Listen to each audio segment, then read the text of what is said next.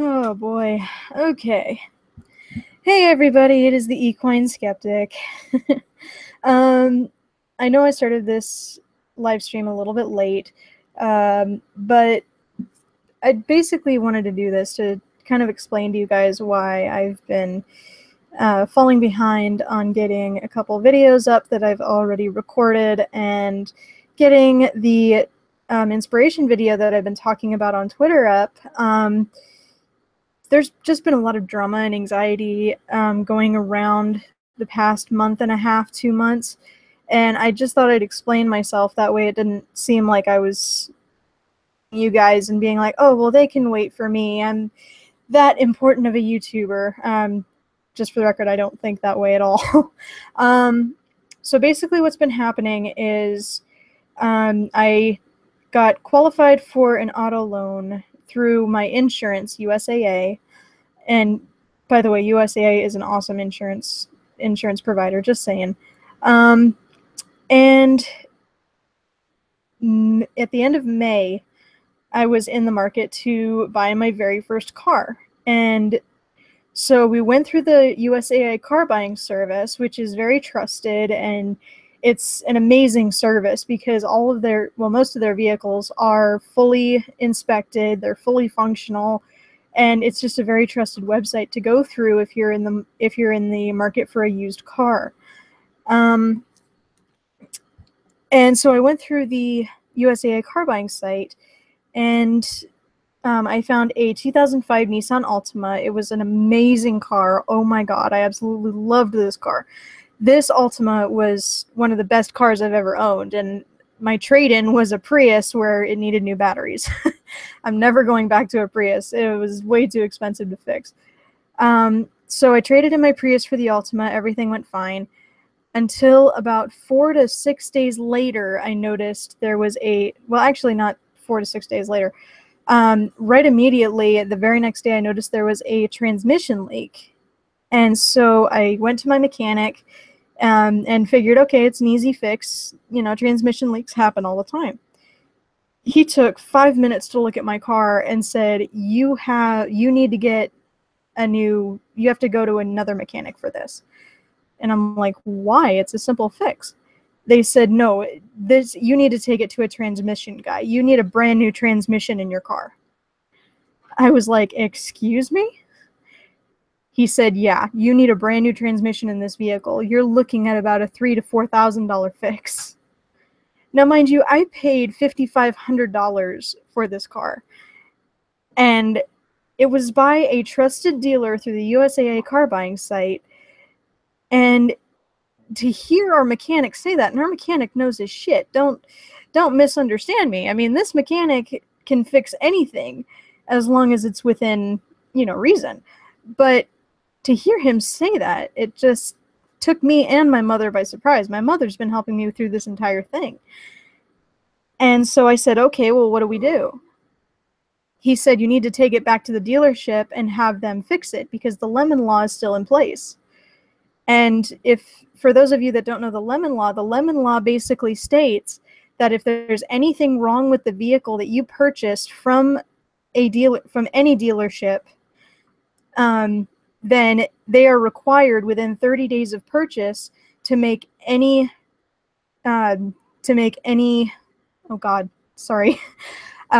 repairs to the vehicle within 30 days of purchase, free of charge. So I'm thinking, okay, well, that's kind of bad, but at the same time, I'll take it back to the dealership, they'll fix it up, get me a new transmission for free, and it'll all be good. So we take it back to the dealership that we bought it from, we explain the situation, and they said, okay, we'll have our chief mechanic look it over. The chief mechanic didn't even look at the car for 3 whole days. It sat at the dealership for 3 days and wasn't touched until the 3rd or 4th day. So when we called to get an update on it, they said, oh, well, our chief mechanic is just now looking at it. And we're like, okay. So we let it go for about a week. And after a week had gone by, my mom and I called the dealership and said, okay, is there any news?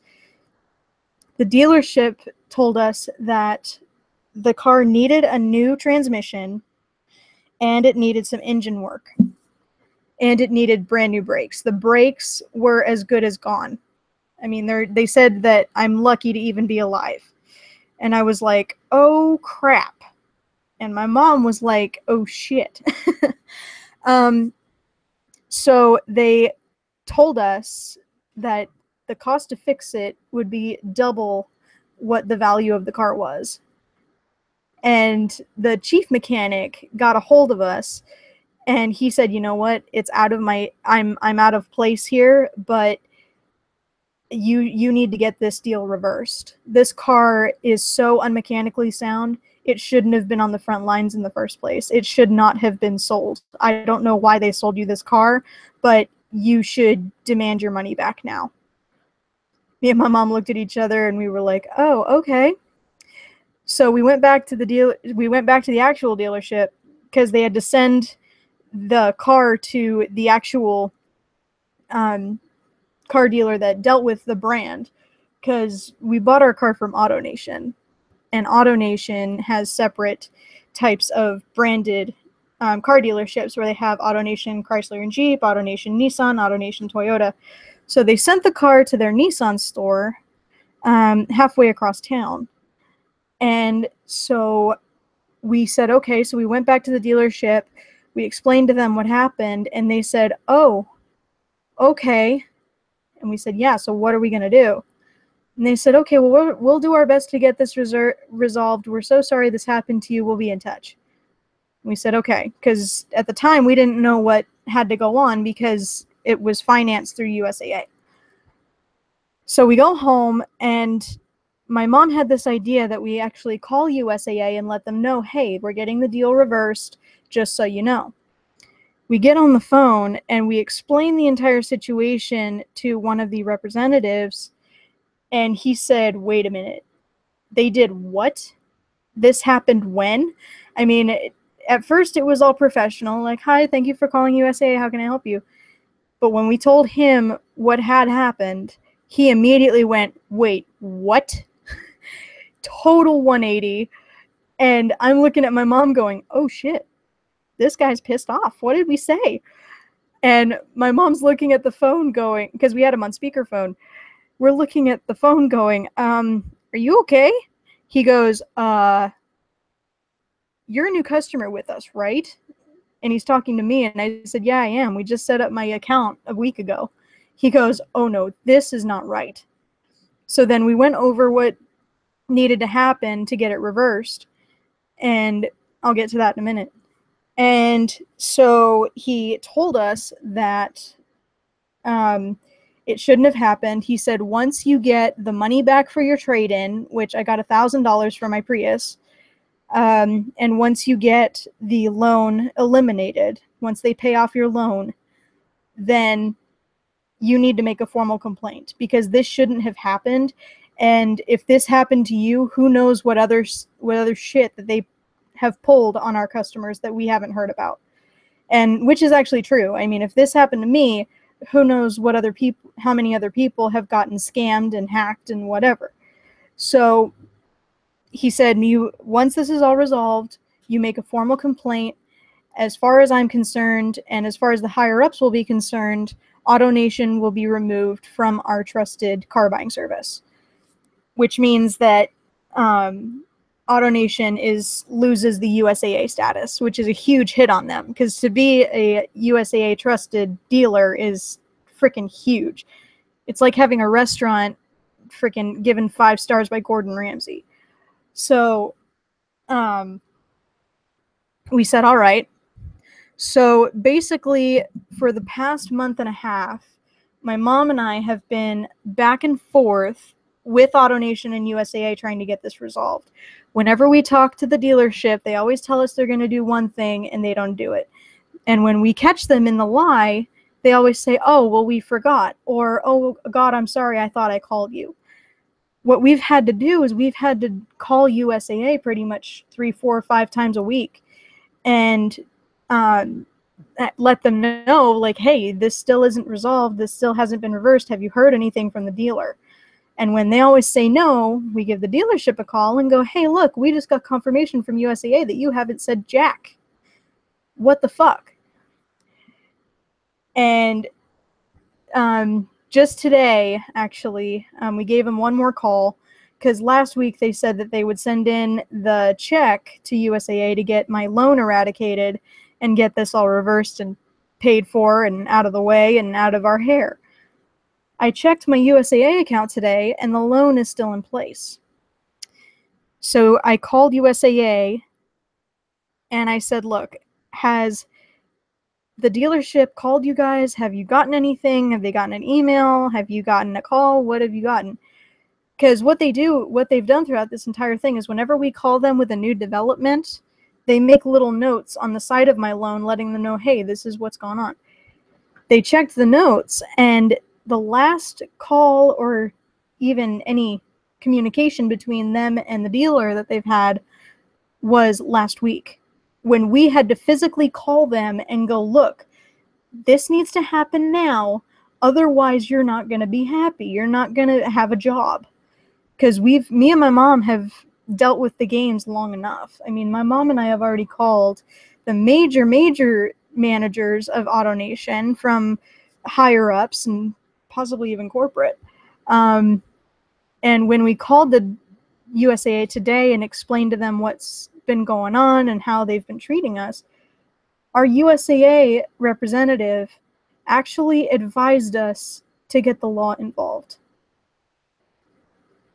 That's freaking huge when your insurance provider actually tells you to get a lawyer.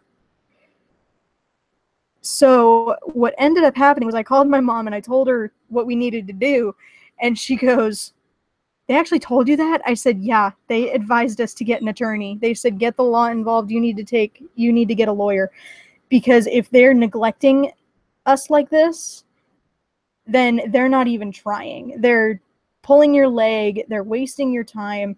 And with me, because I suffer from many anxiety disorders as well as depression, this ordeal has actually caused me quite a bit of emotional distress. And I've gone into full-on anxiety attacks over this, because it's just been an emotional roller coaster. It's been nothing but nonstop stress and anxiety. It's been nothing but games and frustrations, and I've had anxiety attacks over this to where I've actually fainted and passed out and haven't woken up for up to a couple hours. I mean, it's that bad. So my mom called the dealership one last time and said, look, you need to get this resolved today, otherwise we're calling an attorney and we are going to the law. And the guy she was talking to actually said, oh shit. My mom's like, yeah, so enough with the fucking games. Either get this fixed now, because we've been dealing with this for 2 months, otherwise we are getting an attorney and we are done. We are done doing it the nice way. Now you've messed with us too long. Here comes Mama Bear. So they said, we have the check number, and we gave the check number to USAA, and now it's just the waiting game. At best, we're going to think positively here. At best, we're going to see my loan cleared by Friday. At worst, we're going to see it on Monday. And if it doesn't clear by then, guys, I am calling my mom up and going, look, I want an attorney. Because this kind of bullshit is not right. For them to treat customers, especially new customers like this, is just completely uncalled for. It's not right. And honestly, it seems illegal. Like, it feels illegal to do that. Because if we hadn't caught this when we did, I would have been out my money. They would have ripped off $5,500 from me, actually pretty much stolen my Prius, and I would have been on the raw end of the stick. I would have been screwed. That's why I absolutely love USAA. They have been nothing but nice. They have been nothing but understanding about all this. And I gotta say, I mean, whenever you call USAA, you get a new representative. So I literally told this story about 30 to 50 times. But it is just such a relief to have amazing people behind you And what this has to do with everything is because of all the extra anxiety, because of this situation that I've been under, it has been extremely hard for me to find not really the drive, but the energy to continue doing the drawings and actually worry about uploading the videos. And I still need to edit them. But it's with someone like me, when you're dealing with anxiety disorders, it gets really, really taxing on you. And when I'm through with an anxiety attack, I really don't feel like doing much because it takes so much out of me. And it I see, this is what it does to me. I start stuttering. It takes a lot out of you. And I'm not gonna lie, I mean, just rehashing the entire situation and everything that's gone on, I'm already feeling anxious. My therapy dog is actually here next to me, kind of freaking out, going, "Are you okay?" And I may involve her. I may put her in a video. I don't know yet. But I do have a therapy dog, by the way, and she really helps me with my anxiety. Her name's Noodle. Aren't you, Nudes? Yes, you're a good girl. And yes, I call her Nudes, so deal with it. So yeah, I mean, what's great about all this is that even though I've been going through all this anxiety, I've had a lot of people and a lot of good friends of mine sticking by me and actually supporting me and trying to get basically my hobby back on track. I mean, I do want to make this like a permanent job and actually make some money through it, but I've actually had some great friends that have actually helped me, and they've actually given me a lot of great tips on how to keep my channel going and how to maybe market it a little bit better and all this other stuff. So just really quick, I want to thank those people. I want to thank Sugar Tits Bear. I want to thank the Satiretician. I want to thank Mr. Dapperton, Bearing, even the people that have given me content for my videos. I mean, quite a few of them I'm actually grateful because you give me quite a bit of content to talk about. So to those of you that actually do that, thank you. I want to thank Milo Yiannopoulos. I want to thank Copper Cab. I want to thank a lot of people in the Brony community, actually. And I've actually gotten quite a few questions about my character and why my character looks like something out of My Little Pony. And to be honest, that's actually just my drawing style. And it's not really the easiest way, but it's something fun for me to do. I am a fan of My Little Pony, but it's just the way that I draw. So I appreciate those that get the connection. If that's what you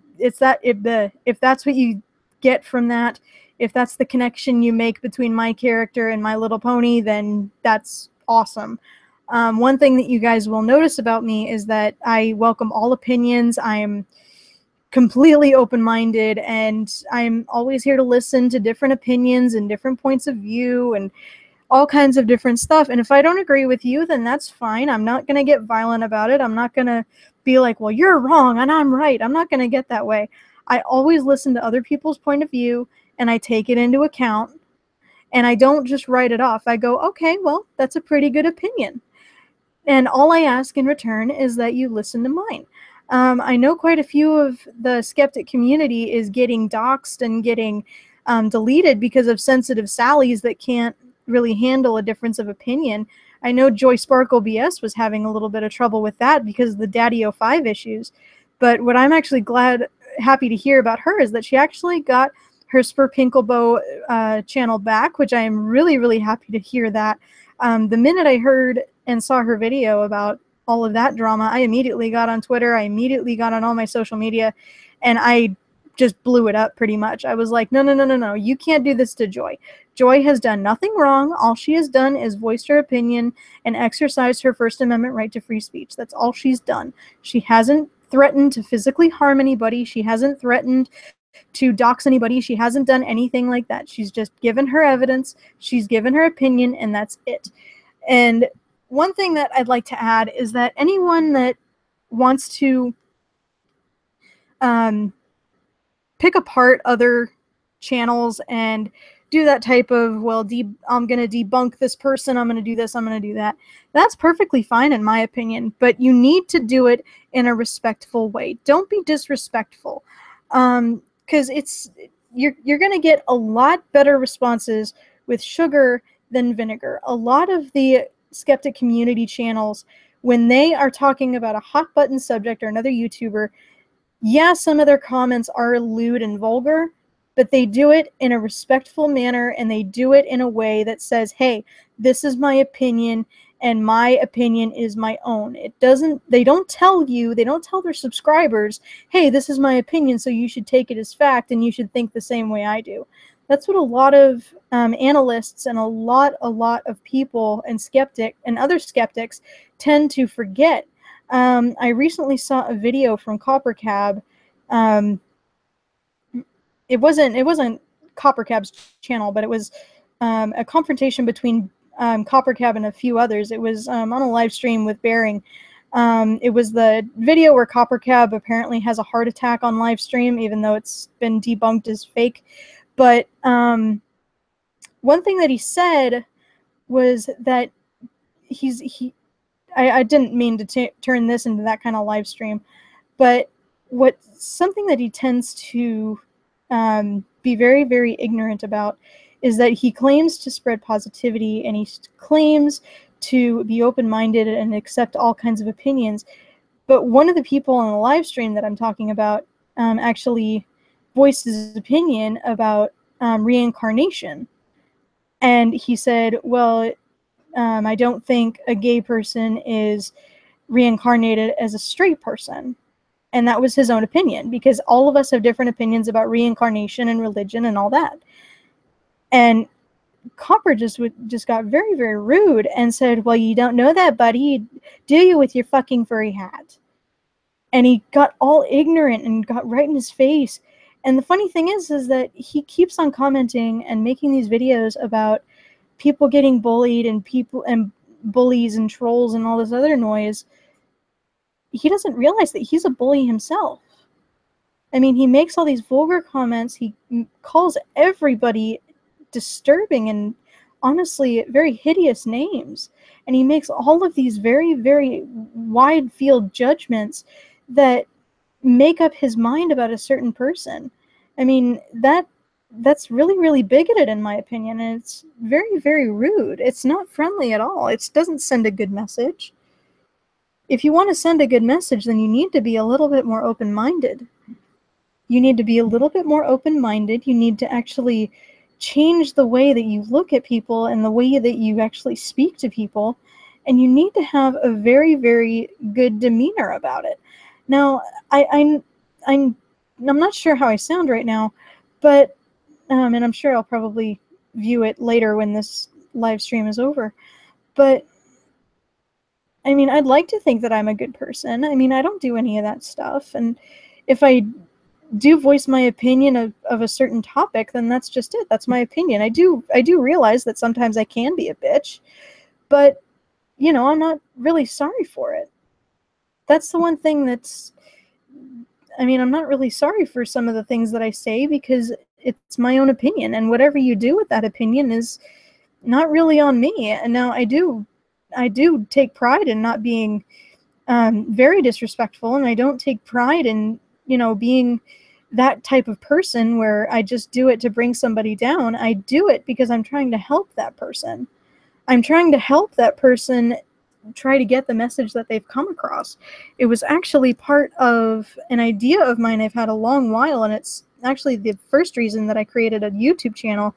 Was I was going to take videos like Copper Cab's and remake them into actual videos that people want to see about the message that he's trying to spread, and actually try and fix the way that he actually voices what he's trying to do, and fix basically his enunciation and his tone to kind of show him, you know, this isn't, your way is not the way to get people to listen to you. A lot of the people that actually listen to his channel are there just to see him rant and rave and get pissed off and just all this other stuff that he keeps saying, well, I'm not trying to be funny, I'm not trying to do this, I'm not trying to do that. It's like, well, then look at your comments and, you know, take that to heart. Not to heart, but, you know, take it as constructive criticism on how to fix your delivery on what you're trying to say, pretty much.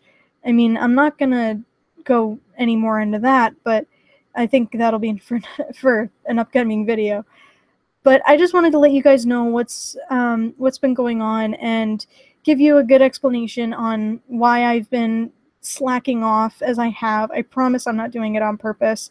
But I am trying to get a hold on my anxiety issues and my depression and all that so I can be more productive. I do promise that the inspiration video will be up soon.